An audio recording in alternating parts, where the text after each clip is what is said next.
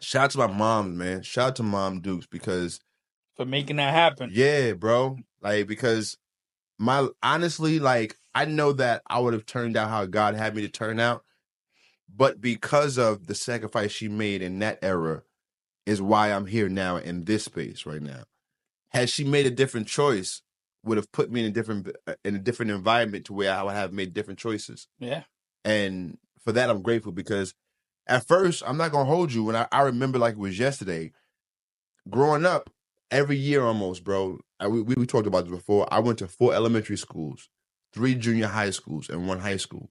Most kids only go to 1 elementary, 1 junior high, and 1 higher. Mm-hmm. So every year almost, on average, I was leaving, going to a new school. So it wasn't until I got to high school, it was just like, yo, we this is where we are. We're stationed here. Cool.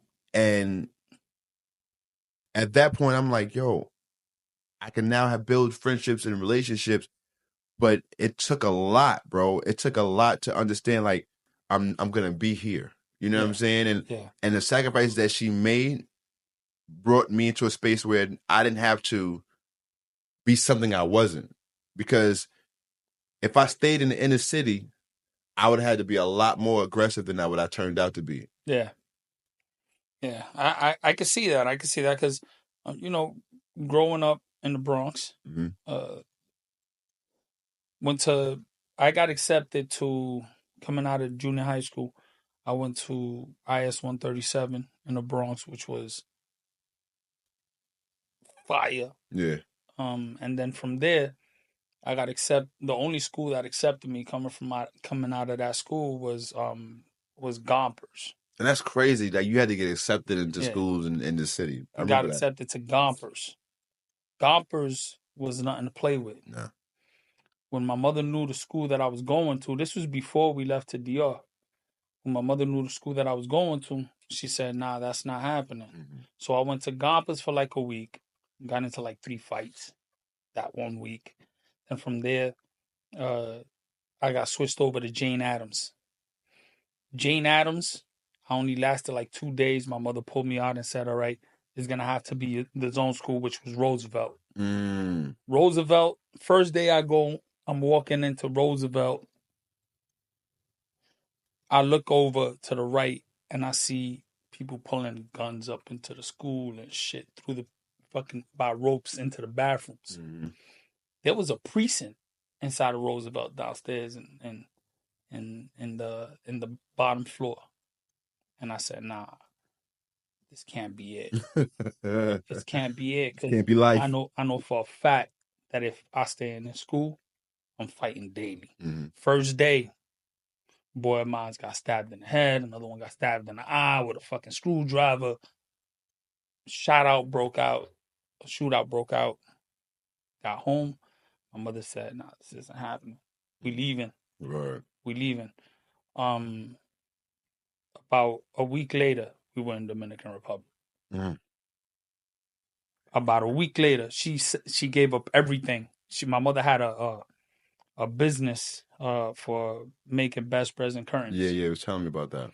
And she used to make really good money. She said, I prefer to lose everything than to lose my kids. Yeah.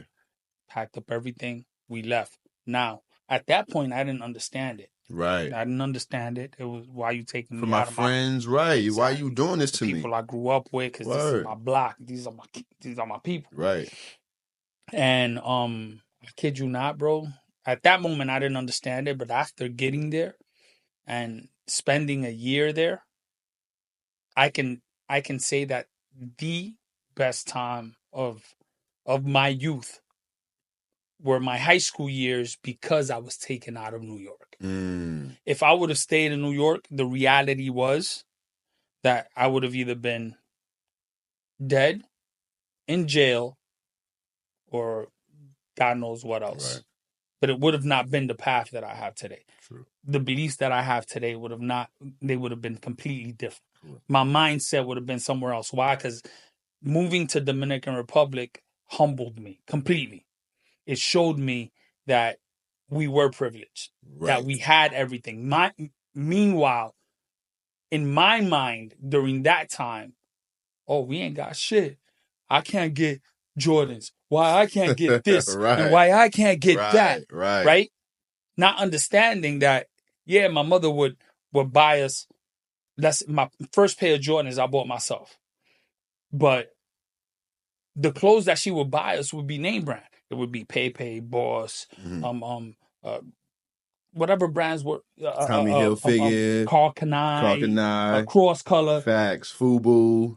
So not even. This was before Fubu, before all that. I'm talking about Carl Kanai, Cross Color, Pepe, Boss with the cheese bosses, the all the colorful shits. This was during the Ewing days and the Cross Color days, those days, when Criss Cross came out with their flip clothing and all that. Facts. So, to my understanding, he just dated himself. Yeah, for real. I really did date myself. I really did date myself. So, she would buy us these clothes, but it wasn't. We didn't understand how the sacrifices she was making, right? Yes. We didn't understand sacrifices she was making. So us leaving to DR and seeing everything that was left behind and seeing the people that are now surrounding us that are not able to afford any of this. And not only that we're so poor, they couldn't even afford electricity. Think about that. Meanwhile, in our home, it's a flick of a switch. The light would never go out. We would always have light. Right. We always had water. We always had electricity. And seeing everybody around us not having any of that and looking at us like we're the rich people. Right. That put my mind in a whole different perspective. Like, wow, we are privileged. Right. We are privileged because look at where we're at. Bro. Look at what they have. They have nothing.